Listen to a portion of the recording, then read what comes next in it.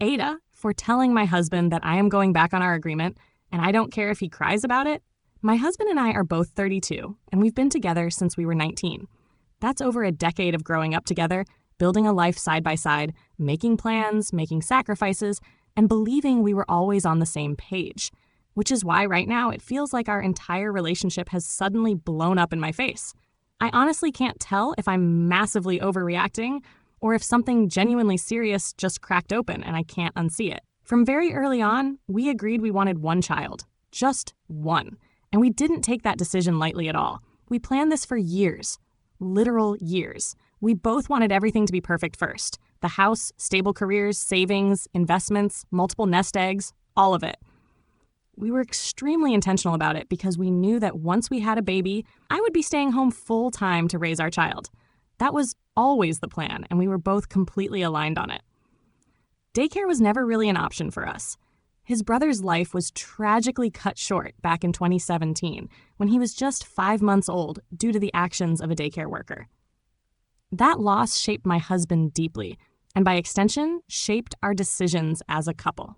So we agreed early on that if we were going to have a child, we needed to make absolutely sure our ducks were in a row financially so I could stay home and be a full-time parent without stress or fear. And honestly, we did everything right. 2 years ago, we were sitting on around $500,000 in investments.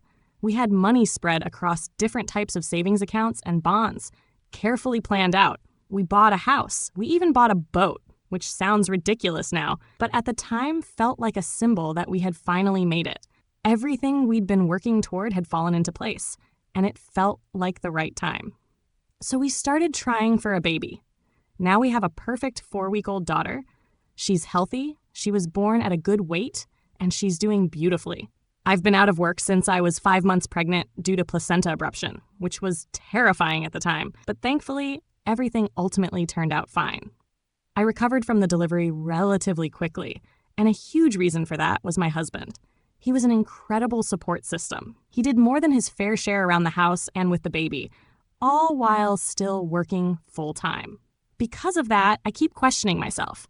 I keep wondering if I'm being dramatic, if this is just hormones or postpartum emotions or something like PPD messing with my head.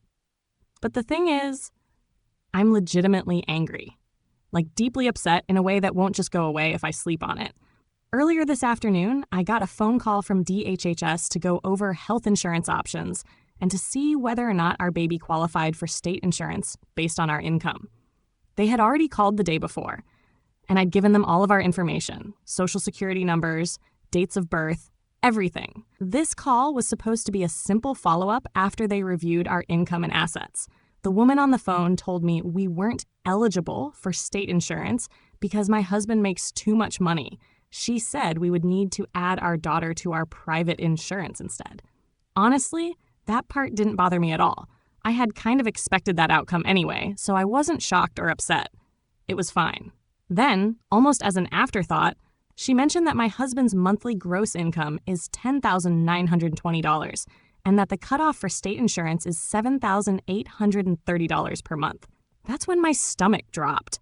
For months now, months, my husband has been telling me he only makes around $6,000 a month after taxes. That's the number he's always used when we talk about budgeting, spending, and what we can or can't afford.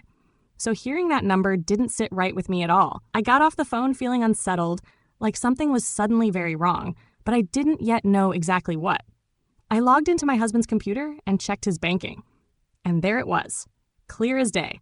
His monthly take-home pay is hovering around $8,500. Every single month, anything over $6,000 is being transferred into a separate account. An account I didn't even know existed. I confronted him immediately. I didn't yell at first. I just asked him to explain. And he broke down. He told me he just wanted something that was only his. That sentence keeps replaying in my head. Because here's the thing. Every dollar I've ever earned has always gone straight into our joint account. The same joint account that he accesses and uses daily without a second thought. While he's been quietly stashing money away, I've been completely transparent. He has over $45,000 sitting in that account I didn't know about. And just last week, He told me we couldn't buy steak for dinner because spending $38 on 2 steaks was a waste of money. That's where this all starts to feel less like a misunderstanding and more like a betrayal. After I found out about the account, the money, all of it, I just sat there staring at him. I don't even remember exactly what I said first because my head was spinning. It wasn't just about the number on the screen. It was the realization that for months, while I was pregnant, while we were planning for our baby, while I was trusting him completely, he had been actively withholding the truth from me. I kept thinking about all the little conversations we'd had. Every time I asked if we were okay financially. Every time I second-guessed myself for wanting something small. Every time I reassured myself that he knew better than me when it came to money, because he's the one working right now. And now I was realizing that he wasn't just being cautious. He was being secretive. He kept saying he didn't think it was a big deal, that he wasn't hiding money to be malicious, that he just wanted something that felt like his own. He said becoming the sole provider scared him, that the pressure of being responsible for everything made him anxious, and having that account made him feel safe. But here's the problem. I didn't consent to that arrangement. I didn't agree to be kept in the dark while he quietly built a safety net just for himself. Especially not when I had given up my income, my independence, and my career trajectory based on the promise that we were doing this together. I told him that trust is everything in a partnership, especially when one person is financially dependent on the other. I told him that if roles were reversed, if I had done this while he stayed home, he would feel completely betrayed. He didn't deny that. He just kept crying and saying he never meant to hurt me. The crying is what made everything harder. The moment I said I didn't feel safe anymore, not financially and not emotionally, he completely fell apart. And when I told him that I was considering putting our daughter in daycare and going back to work, he started sobbing, full-on crying, the kind of crying that comes from a deep, raw place. I knew exactly why. The daycare trauma with his brother isn't some abstract fear. It's a real wound that never healed. So watching him break down like that made me feel like the worst person in the world. But at the same time, something inside me just snapped. Because how am I supposed to ignore my own fear? If he can hide money this easily, tens of thousands of dollars, while scrutinizing every purchase I make, what else is he capable of rationalizing? If something ever went wrong between us, I would be completely vulnerable. No income, no private savings, no safety net of my own. I told him that I changed my mind, that I was going back to work, that I needed to protect myself and our daughter. I said it plainly, without softening it, because at that moment, I didn't have the energy to cushion his feelings. And when he kept crying, I said something I know sounded cruel, that I didn't care if he cried about it. The truth is, I do care, but I care more about feeling secure than preserving an agreement that was already broken without my knowledge. Now things are tense. He keeps apologizing. He keeps saying he'll close the account, that we can talk to a financial counselor, that he didn't realize how deeply this would affect me. And maybe he truly didn't.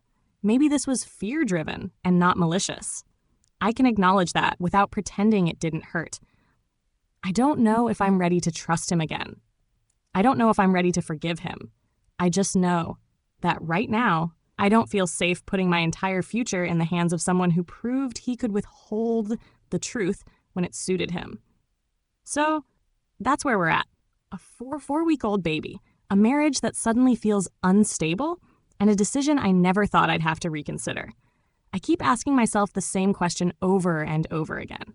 Am I wrong for changing my mind and choosing to protect myself, even if it means hurting him in the process? Here's a clean YouTube-style opinion add-on you can place after the story ends, written from your side as the narrator-creator, not judging but guiding audience engagement. My opinion? From my point of view, this situation isn't really about daycare, money, or even steak. It's about trust. When two people agree that one partner will give up financial independence to raise a child, transparency becomes non-negotiable. Hiding money, especially while discouraging small expenses, creates a power imbalance, whether intentional or not. I don't think the husband is necessarily a villain here, but fear doesn't excuse secrecy.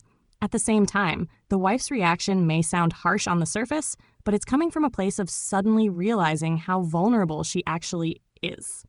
Financial safety is emotional safety, especially with a newborn involved. This feels less like cruelty and more like self-preservation. Question for you. Question for you. Do you think hiding money, just in case, is ever acceptable in a marriage? Was she wrong for immediately deciding to go back to work, knowing his trauma around daycare? Or did he break the agreement first by lying, making her reaction justified? Let me know what you think in the comments. I'm genuinely curious how others see this.